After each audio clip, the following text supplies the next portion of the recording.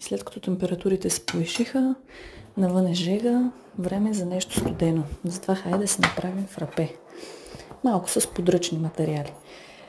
За целта използваме 2 лъжички захар, пускаме еспресо на кафемашината и след това започваме да разбиваме това, което се е получило до пяна.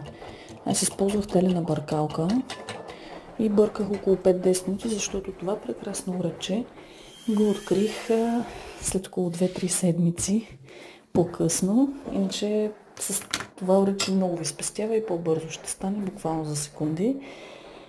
Слагаме си лед, колкото на нас ни е готино, в чашата и си добавяме мляко. В случая аз добавих мляко на Алпро, безглутеново, овесено мляко и това е пяната, която се получи. Може да видите, че има пяна, но не е много идеална, защото след като бърках 5-10 минути, в един момент просто ми писна с тази телена бъркалка.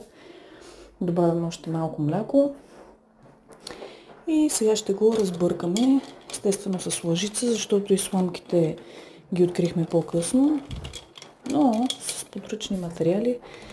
Искам да ви кажа, че пак се получи много свежо, приятно, вкусно, студеничко и идеално за лятото фрапенце. Ами, на здраве!